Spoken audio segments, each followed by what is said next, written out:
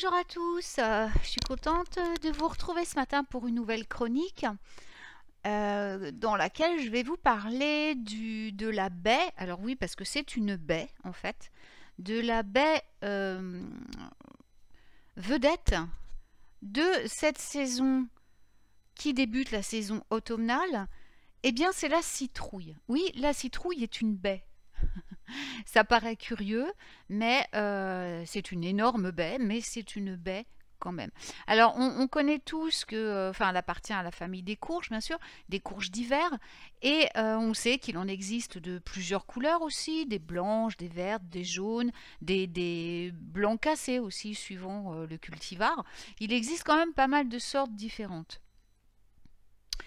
Donc, moi, je vous avoue que mes préférés sont les citrouilles classiques, orange, voilà, le bon gros potiron de base.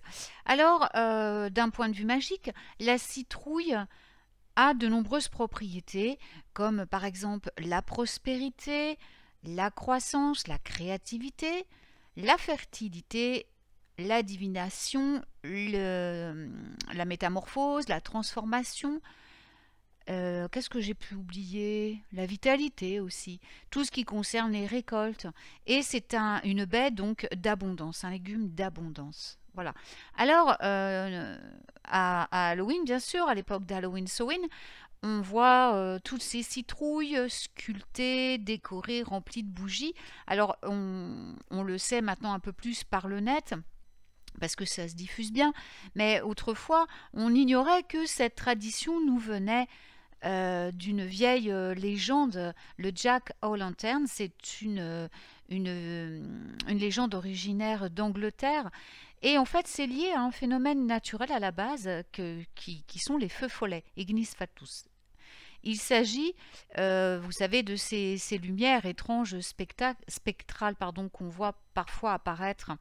Et on disait qu'elles conduisaient les gens hors des sentiers pour les emmener jusqu'au royaume de la mort.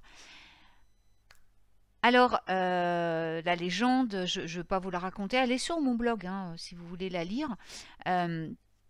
Donc c'était un homme qui s'appelait Jack, qui a conclu un accord avec les ténèbres, et il n'a jamais été autorisé du coup à aller soit au paradis, soit en enfer, et il était condamné à errer sur terre pour toujours.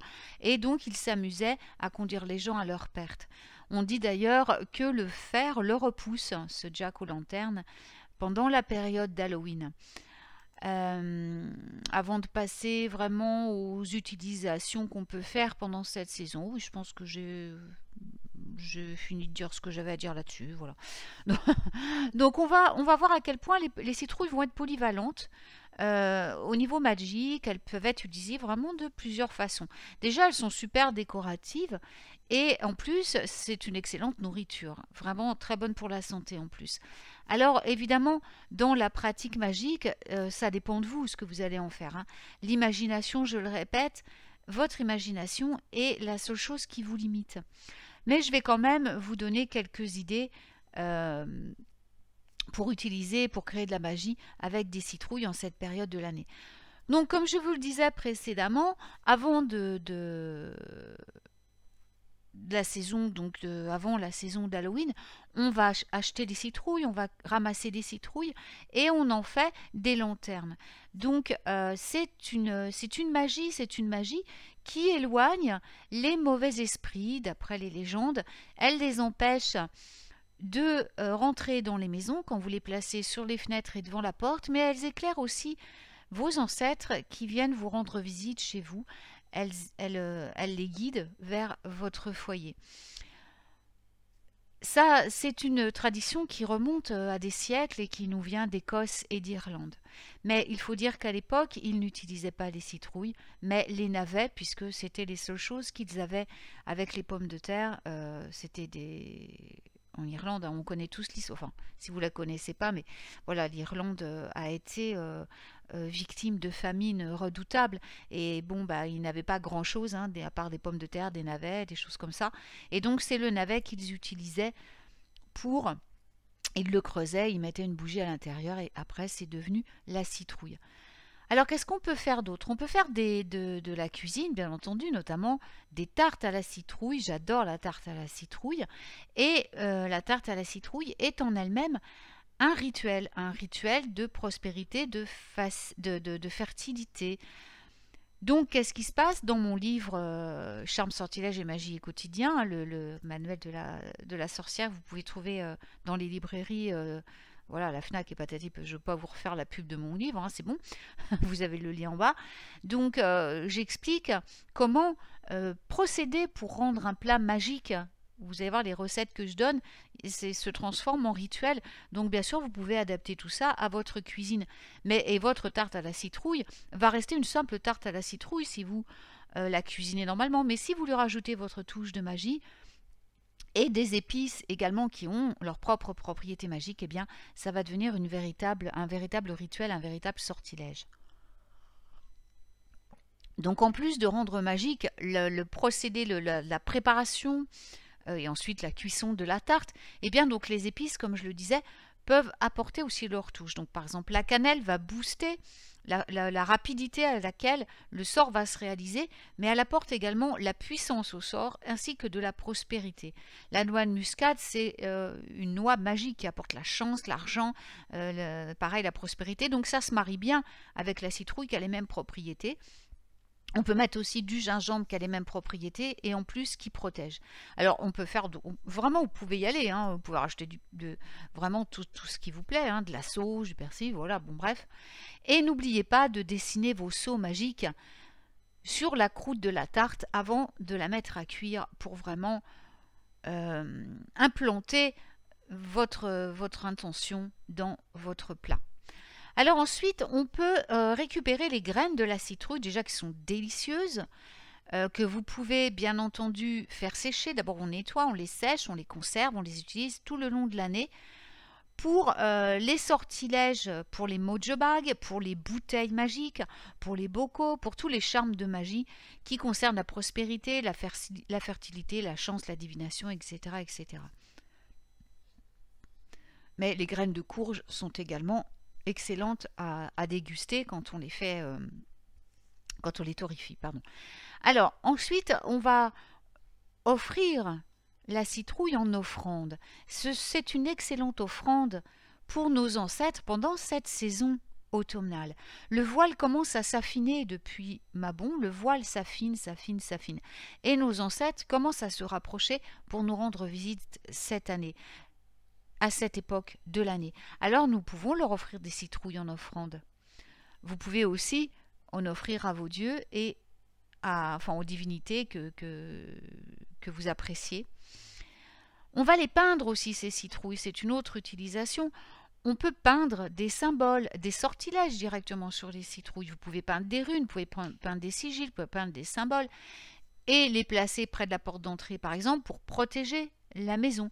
Ou bien pour apporter, comme je le disais avant, la fertilité, pardon, la prospérité.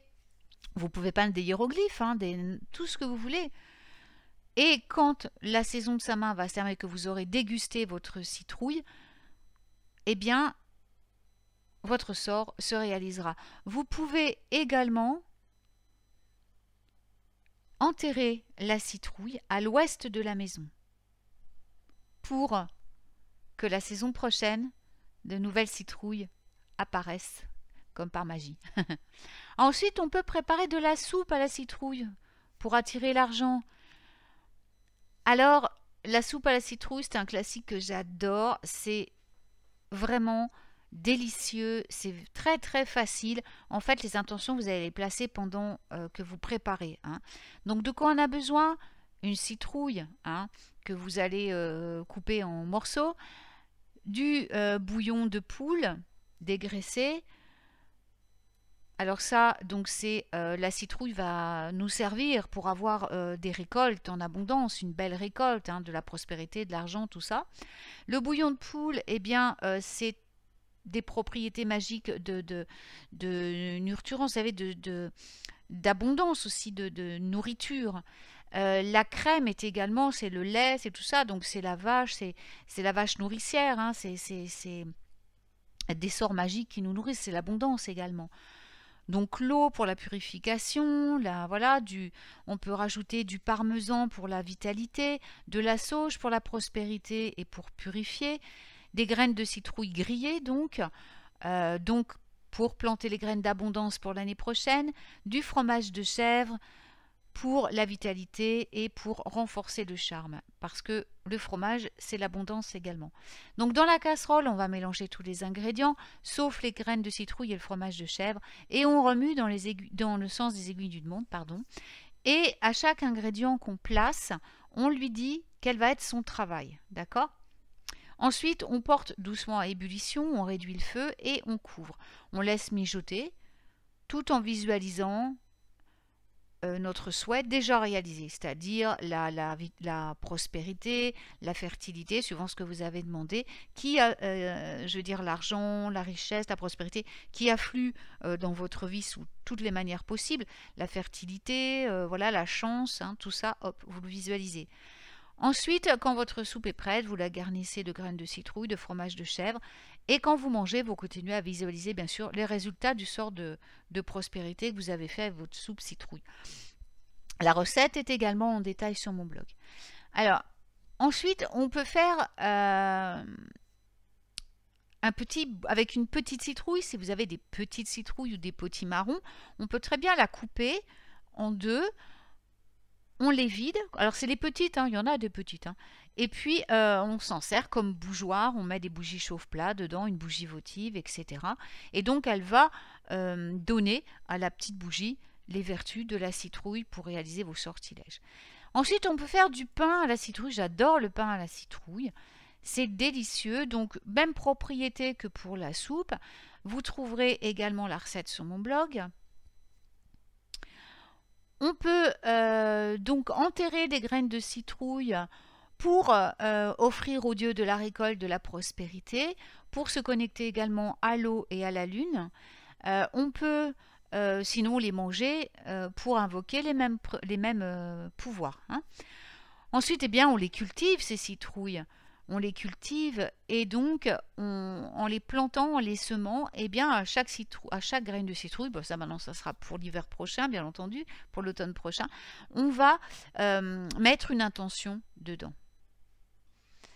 Et puis il y a des tas de choses à faire encore. On peut faire du café aux épices à la citrouille pour la prospérité. Alors savez-vous que vous pouvez faire sécher votre chair de citrouille? Vous la faites sécher, quand elle est sèche, vous la réduisez en poudre et cette poudre va être totalement magique à incorporer, elle va vous servir comme une épice à la fois et comme un ingrédient pour les sorts. C'est-à-dire que vous pouvez la rajouter dans vos recettes pour rajouter donc les propriétés magiques de la citrouille à toutes vos recettes de cuisine, mais d'abord, puis parce que c'est bon, et puis ensuite à vos mojo bags, à vos bouteilles, tout ça, tout ce qui est magie, quoi. Alors je pense que j'ai fait le tour. Oui, je pense que j'ai fait le tour pour aujourd'hui. Voilà, je reviendrai peut-être sur la citrouille dans un autre podcast. Voilà. Alors, je voulais vous dire aussi que la prochaine chronique sur les anges, je vais la faire incessamment sous peu parce que ça commence à venir. Je ne fais pas quand je veux, je fais quand les anges me disent et comme ils me dictent ce que je dois dire. Je suis un peu tributaire de leur volonté là-dessus. Donc voilà, je pense que ça va pas tarder, demain, peut-être ou lundi, je vais voir, suivant ce qui sera le plus propice en termes de bons moments pour le faire. Mais voilà, elle arrive bientôt et donc dans cette prochaine vidéo sur les anges, sur le b.a.-ba des anges, eh bien je vous expliquerai un peu plus en détail quels anges invoquer pour chaque domaine et petit à petit on va arriver bien entendu à l'invocation elle-même. Donc là, ça sera une chronique complète pendant laquelle je vais vraiment vous expliquer le mieux possible, de la manière la plus facile possible, comment vraiment invoquer les anges et surtout comment savoir si ce sont bien des anges avec lesquels vous avez communiqué. Ça, c'est très important aussi, de savoir avec qui on communique dans l'au-delà, parce que ce n'est pas toujours les bons sur lesquels on tombe. C'est pour ça qu'il y a toute une préparation à faire.